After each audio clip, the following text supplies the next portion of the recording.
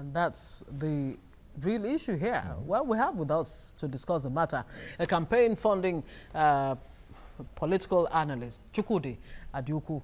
Good morning and thanks for joining us. Thank you. Nice it's a to see pleasure. you. Same here. It's a pleasure to be on the show. Okay, so we have reeled out all these facts and Yes. we have come to the point where we conclude that INEC, the electoral umpire, has really not been able to do anything about the caps put to election funding. So the rules and guidelines that, determine how elections are funded are not even worth the paper they're written on. That's what we were saying. Yes. Well, you see, as rightly pointed out by you in your opening statements, the law has provided for the maximum amount of money a candidate can spend at elections, which you said 1 billion for the president, 200 million for the governorship and the House of Assembly, 40 and for 40 Senate, and 20 for the reps. House of Reps, and going downwards. And 10 for the House of Assemblies. 10 for the House of Assembly, In local the government states. 10, and I think the councillorship is 1 million. It's all provided for in Section 91. Yeah. But what is key is that the Electoral Act as amended does not provide a cap as to how much political parties can spend. There's no cap in the Electoral Act. The Electoral Act is clear. It talks about candidates. It doesn't talk about political parties. The obligation placed on political parties is to submit their audited accounts 6 months after, The or election. within 6 months after the elections. Now, it also, there are punitive measures for candidates who have spent above the limits provided for in the law. Now, the big question which has been asked here and which everybody is begging for an answer is, what is INEC doing? Why haven't you taken decisive steps to ensure that these people who have gone beyond the provision of the law are dealt with? Because in that same law, there are punitive measures. You have a fine for, I think, 1 million for the president, 500,000 if you exceed that, and jail terms ranging. Now, for me, I think that INEC in itself needs to be, the institutions need to be strengthened in this country such that they are truly independent. The process of appointing those that man these institutions need to be looked at once again to ensure independence. Also, I would think that for INEC to play their supervisory role over these political parties, Yes. their workforce needs to be improved upon and increased. You see, you have, let's take for example the presidency, you have 36 states, Yes. 774 local governments, over 8,000 wards, and over 119,000 polling units in Nigeria. If you were to vie for presidency, you need to cover all of that. You have already listed the things that cost money. Campaign materials, which is posters, advertising, creatives, jingles, vehicles, so many things. Airtime, these things are expensive anywhere in the world. Now, to cover these areas, you find that INEC itself needs to have enough workforce. Today, you have 31 political parties that have presidential candidates. Yes. And you need to make sure that they are within the spending limits. That is, as the candidates. How are you going to do that? Because apart from submitting accounts, you also should have your back end where you would have conducted so much like so much of a supervisory role.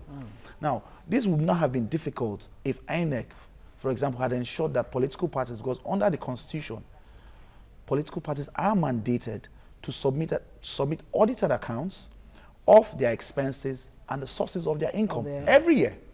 Okay, we'll take a look at this issue even more. We have joining us now the presidential candidate of the National Rescue Movement, Usman Ibrahim. Good morning. It's good to have you join us right now. When it comes to spending at election, yes, everyone agrees that politics is not cheap. Campaigns are not cheap. But since 1999, if you look at successive elections, the price or the cost, the cost of elections keep increasing from 1999 until 2003, and then 2007 election, 2011, and 2015, and even now. How concerned are you that it becomes more expensive by every extra election, voting process and election campaigns and all of that? Good morning, Nigerians. Thank you for having me. Actually, election in Nigeria is becoming so expensive, especially now that the Naira value, the Naira has depreciated from, in 2015 is about 156, while today we are talking of 364 Naira to a dollar. And if you are to take like poster, T-shirt, pickups for mobilizing the electorate, it will cost a lot of money to get across Nigerians. Not only that, when you take, if you are contesting for the presidency like what we are doing, you need to open offices across the 36 states. You need to open offices across the 774 local government. And when you look at the bar that INEC plays that you are to spend $1 billion Naira, that is not realistic. We must be sincere with ourselves. That amount is too low and too small to campaign in Nigeria, having taken the depreciation value of the Naira. And another important thing that you said, according to the analyst that is just talking, when INEC has to come with a law to penalize those that spend much. I don't think INEC has that capacity and capability to prove political parties of their spending. When you look at what just happened at the primaries at PDP in Port Harcourt and what happened even though the APC has only one candidate, you see that the money spent is so much and we are just deceiving ourselves. We should be sincere and realistic in doing things in this country. The institution, INEC, has to be strengthened, and now there is another issue of both buying and both selling, which has happened in Ekiti and Oshun. And then you are talking of spending money in election, only 1 billion for the presidency. It's not realistic. I'm not in that. I'm not sure that is possible. Okay, well, let's bring it back to our guest right here in the studio. When Usman Ibrahim says that it is not realistic, do you agree with that?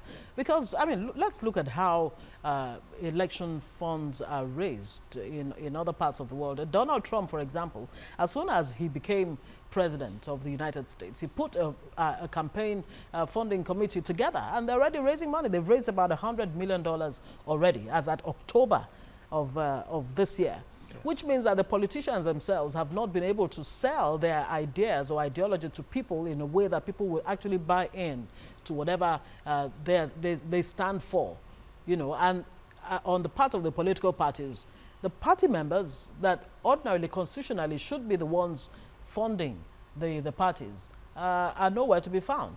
And alas, you have godfathers who have taken over. Yes. Yeah.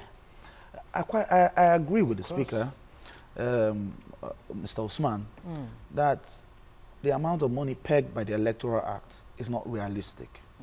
Of course, the legislators had seen this, and in the bill the 2018 bill to amend the Electoral Act, it had increased the figure to 5 billion for the presidency, for the governor 1 billion, Senate 200 million, and down the line. Based on inflationary trends. Based on inflationary trends. However, it has gone to the president 3 times for assent, and it has been returned back to the National Assembly. That is one kettle of fish. But I would say that to stipulate or to promulgate a law where you state the figure or you peg the maximum amount that will be spent on elections shouldn't be in the laws. Why is that? So, yeah, I would say that because, you see, the trend is that you have inflation, you have so many things, and the rigors of going back to the assembly to say, look, what you have put there is not sufficient. You need to review it upwards, because we must work in tandem with the realities on ground. Okay. So I would suggest that INEC, if it's truly independent, can work with stakeholders and other political parties. Say, look, okay, elections are coming. What do we think? All the other political parties will sit down, because all of them are not evenly placed in terms of finances. The strong political parties such as APC and PDP, of course, we know that they are better placed financially as compared to all other political parties. The idea is to save democracy, is to make it sustainable, so that all contestants would have an even playing ground. So that if we're spending money, we're sure that we're almost at par. Now, when it comes to funding, of course, it's not, that's not news. We know that most times political parties that are in power have access to public funds, which they use one way or the other to fund elections. Now, on the issue of people selling your mandates, selling your policies, selling what your ideologies, what you intend to, your deliverables to the people, that should push people to want to contribute, like what Obama did, how he raised funds for his campaign. Yes. As little as $1, $5. We need to get to that point in our politics. Unfortunately, we haven't gotten there. We're still in that process. Political parties need to start re-engineering their internal process, where members will need to pay levies, need to pay their subscription, monthly dues, annual dues, all of that. If you remember during the Awolowo regime, that was the norm. Yes, that market women, they had the passbooks where I don't know how much but they would take it off. Yeah. Exactly. So you could hold your leaders accountable, and you knew that you had your 1 naira there, your 10 naira there, so you were part of the process. You're a real stakeholder. They are real stakeholders. We need to re-engineer that to change the system. Okay, let me bring Usman Ibrahim back in here. Now, if you ask the governors, if you ask the senators, they tell you we're not, the monies they use for campaigns are not public funds, they are private funds and all of that. Well, basically, where does this money for election and campaigns, where does it come from?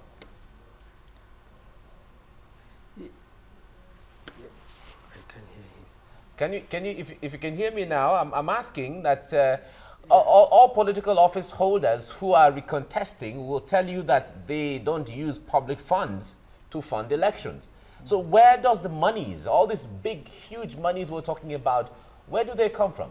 Or where does it come from? Yeah. I think we have lost it. We have lost it initially. Since 1999, when democracy came back to Nigeria. You see, what has happened before, during the MPN, the GNPP, the PRP, is entirely different what is happening now. Though I was very young during the Second Republic of MPN and PRP and something, but everybody contribute, the electorate, the supporters contribute money to the development of this party. Unlike now, that the government, the people in government hijack the financing of a political party. And that is where you see they have to select people, not elect people during the primaries. Because until the governor is good with you, that he will be able to give you a slot for Senate or House of Reps or House of Assembly. Because it is not being determined by the electorate or the supporters of the party. And when a senator or a House of Representative is saying that the money is not a public fund, it's hard to believe. Where is the money? After all, how much is the salary of a senator? How much is the salary of House of Representatives? How much is the salary of a governor? And look at the money being spent during the election. You keep on wondering, and those people are not farmers, neither are they industrialists. And we can see the fundraising is very, very, very poor. Now, for example, in NRM, in our own campaign, by God willing, next week we have factored a way to raise funds, because we are not money-backed politicians. We are calling on our supporters to donate as low as 50 kobo or 50 naira to the cause of this struggle. And sincerely speaking, after conducting a good research, we found out it is really difficult, but we are going to take it to Nigerians to see that until and unless Nigerians start funding campaign and funding political parties, we will not have a good democracy in Nigeria. I'm sorry to say that. Yes, because always the money bag, the godfathers will hijack the good leadership of this country. All right, thank you very much for offering that information, because I was actually going to ask you, since you are personally affected, I mean, you're the presidential candidate of National Rescue Mission, how you are going about raising funds, and you just offered that information. Let me bring it to Chukwudi Adiuku. What are the consequences really of over-commercialization of the electoral process? I mean, some people have described our democracy as a cash and carry democracy. What price do we have to pay for things, you know, going that way? Yes, well, as a country, the price we have to pay is the fact that we'll never have credible leaders. We would always play our 20th team rather than our first team. In other words, those who have the ability to lead and to serve are not those who are in power, because they do not have the finances to sort of finance, to push their elections and their mandate going forward. Now, that is part of the consequences we have to bear in terms of the people. Now, when you talk about the law and the consequences of going above that, of course, like I said, you have punitive measures under the Electoral Act. You have punitive measures even in the Constitution. The INEC as a body needs to do what they have to do, because if it will be allowed to do what it has to do. They have the powers. The powers are there. The laws are there. They've been enabled. They've been enabled. It is if they now think that, oh, let us do it, because you have nothing stopping you. The only thing stopping you is the will to carry on and do it. Okay, we have to leave it here now. Chukwudi Adiuku, thank you so much for coming on the program. Thank you very much for having me once again. We also thank the presidential candidate of the National Rescue Movement, Usman Ibrahim. Thank you very much for joining us on TVC Breakfast this morning.